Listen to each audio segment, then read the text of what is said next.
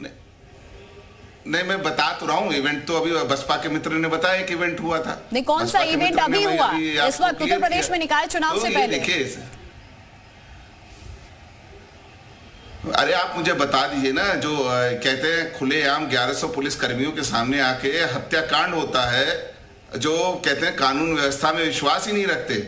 और आप मुझे एक चीज बताइए, 2014 का माननीय मुख्यमंत्री जी का हलफनामा पढ़ लें, केशव प्रसाद मौर्य जी जो माननीय उप मुख्यमंत्री, उनका हलफनामा पढ़ लें, चुनाव आयोग की वेबसाइट पे हैं ये सारे मुद्दे, सारी चीजें दिख रही हैं। कल अमेठी के गौरीगंज में दिनेश सिंह जो कि हिस्ट्री शीटर है, गुंडा एक्ट लगाया, उस पर सारी चीजें लगी, 22 मुकदमे उसके ऊपर दर्ज है। अब पुलिस किस तरीके से उसको प्रोटेक्ट कर रही थी, वो हमारे माननीय विधायक को गालियां दे रहा था। तो ये भारतीय जनता पार्टी की संस्कृति है, और भारतीय जनता पार्टी से चुनाव जीतने के लिए एक इवेंट ऑर्गेनाइज करती है। तो इवेंट के बिना, क्योंकि मुद्दों से, असल मुद्दों से, आप माननीय मुख्यमंत्री जी से मैं जरूर पूछना चाहूंगा कि नमामि गंगे पे इतना पैसा खर्च किया, क्या गंगा साफ हो गई? कितने एसटीपी उन्होंने लगा दिए, कितने उन्होंने क्या कहते हैं सारी चीज, क्यों नहीं इस पे बात करी? कितने बिजली घर इन्होंने बना दिए, नए बिजली घर कितने बना दिए? ये तो सबके लिए बात है ना, ये सारी जनता के लिए बात है। एक बिजली घर या एक thermal power station Bharatiya Janata party तो वही बात हो गई सर, आप भी राष्ट्रीय मुद्दों पे, इसीलिए मैंने कहा रास्ता भटक गए क्या? राष्ट्रीय मुद्दों पर आ तो गए आप राष्ट्रीय मुद्दे ही यहाँ पर गिनवा रहे हैं। मेरी बात पहले मेरी बात आप कंप्लीट होने दें। देखिए, राष्ट्रीय मुद्दे नहीं है ये कहते हैं जनमानस के मुद्दे हैं, जो कहते हैं हम रहते हैं शहरों में, तो उनको चाहिए बिजली चाहिए साहब। अगर आप बिजली सप्लाई नहीं कर पा रहे हो, एक शहर में 18 घंटे बिजली की कटौती होती है, वहां किसी के कान पे जू तक नहीं रेंगती अधिकारियों के, और ये लोग बड़े बड़े दावे करते हैं। अभी आप देखिए, अभी थोड़ी सी गर्मी बढ़ेगी, आप देखिए उत्तर प्रदेश का क्या हाल होगा।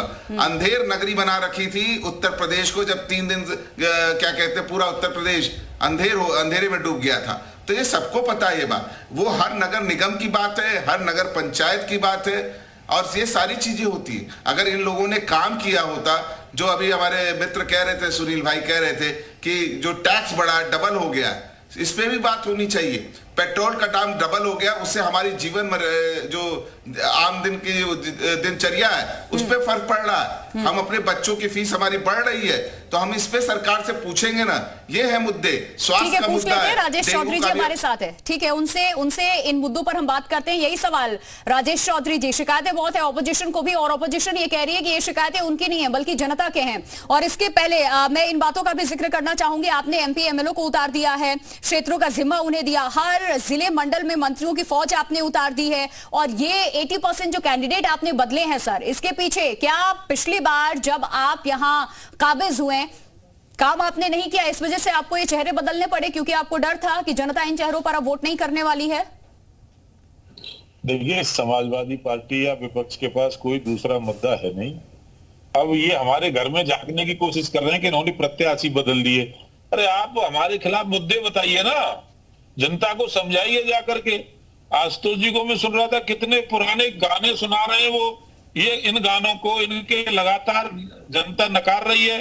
2017 में नकार दिया, 14 में नकार दिया, 19 में नकार दिया, 22 में नकार दिया, नगर निकाय में भी इनको मुद्दा मिलता नहीं है। अब इनको ये मुद्दा मिला है कि इन्होंने 80% प्रत्याशी चेंज कर दिए। हमारा काम है भाई, किस भारतीय जनता पार्टी के कार्यकर्ता को हमें चुनाव मैदान में उतारना है, हम तय करेंगे, या अखिलेश यादव जी ये सूची लेकर के आए? आप बताओ, आप हमसे सूची लेके जाते हो क्या? कोई भी राजनीतिक दल जिता उम्मीदवार को मैदान में उतारता है, वो जीतता है और आपको पराजित करता है। और रही बात राष्ट्रीय मुद्दों की, राष्ट्र तो सर्वोपरि है ही।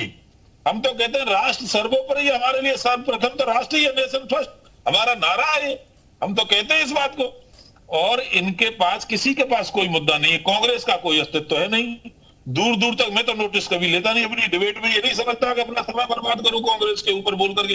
नहीं तो प्रियंका कांग्रेस के प्रवक्ता सर हमारे साथ है, वो कह रहे हैं कि आपने तमाम बड़े चेहरों को इसलिए उतार दिया क्योंकि आप लोग छोटे लीडर्स को आगे नहीं बढ़ने देते हैं, और उन्हें कोई जानता भी नहीं है। इन्हें यकीन है कि ये चुनाव के अंदर कहीं नजर नहीं आएंगे। हाथी पता नहीं कहाँ चिंगारता रहा है, किसी कोई देख ही नहीं पाया, वहां पे कोई हाथी का सिंबल खरीदने वाला। ठीक है, आप जो कह रहे हैं कि कांग्रेस को आप जवाब देना भी वाजिब नहीं समझते, आपके लिए वेस्ट ऑफ टाइम है, लेकिन उसी कांग्रेस की तरफ से जो सवाल आपसे भी किए जा रहे हैं वो सुन लीजिए जरा।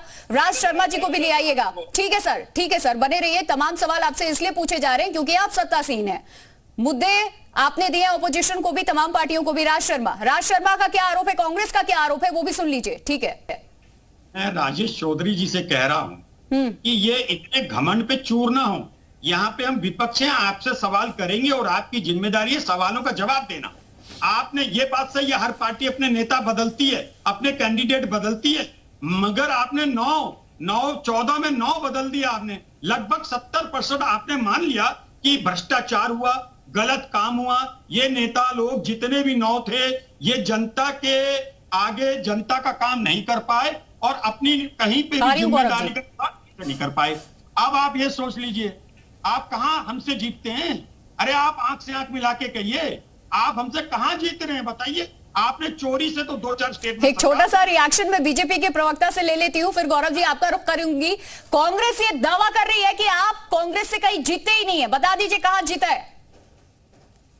देखिए, प्रियंका वाड्रा कहीं नजर आई, पूछ रहा था इस देश की अदालत से सजा याफ्ता राहुल गांधी कहीं नजर आए चुनाव में?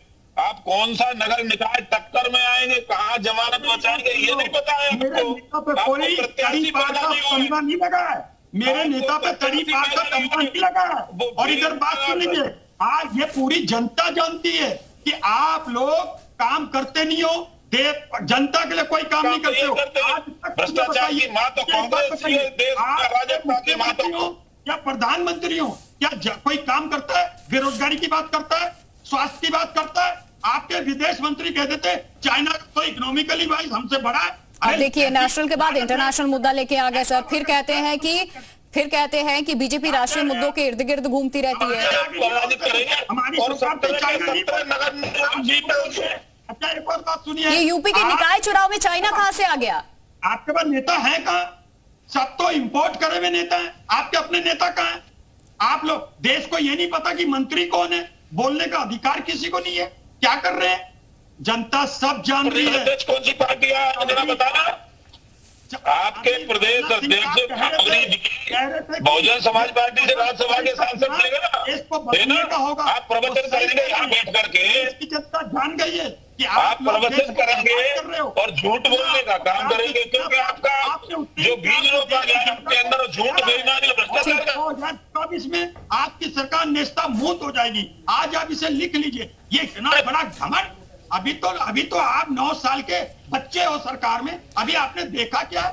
अरे कांग्रेस आपसे बात नहीं करती। राज शर्मा जी, इतना गुस्सा किस लिए? इतना गुस्सा किस लिए सर? ये 9 साल का बच्चा आप जिसको करार दे रहे हैं, ये 2014 से लगातार जिस तरीके से जीतती चली जा रही है, यही आज देखने को मिल रहा है कि किस तरीके से ऑपोजिशन एकजुट होने की कोशिश कर रहा है। कोई बिहार का लीडर महाराष्ट्र पहुंच जा रहा है, मुलाकात कर रहा है, एकजुट होने की बात करते हैं, तो कई बार आप लोग आते हैं एक साथ में, और जब गठबंधन का एक्सपेरिमेंट फेल हो जाता है तो फिर आरोप उसी पार्टी पे लगाने लग जाते हैं। गौरव रघुवंशी जी, जवाब लूंगी सर आपसे। हो गया, इस तरीके से आरोप लगा करके आप अपनी जिम्मेदारी से तो नहीं बच जाएंगे ना। जनता ने आपको मौका दिया, ठीक है, ये नई नवेली सरकार है, चलिए 9 साल का बच्चा ही सही, 70 साल से तो आप थे, देश में भी तो आप थे, ठीक है। गौरव रघुवंशी जी से जवाब देती हूं मैं। सर आप कुछ कहना चाह रहे थे?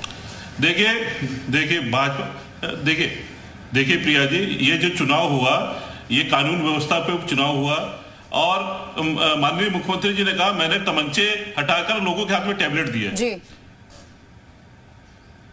अभी लखीमपुर में एक सिपाही के सीने पे बदमाशों ने गोली मारी। अब मुख्यमंत्री जी बताएंगे वो कौन से टैबलेट दिए थे जिससे ये गोली लगी? यही स्थिति जालौन में हुई। जालौन में सिपाही के सिर पे गोली मारी गई, वो मुख्यमंत्री जी का कौन सा तमंचा था या टैबलेट था?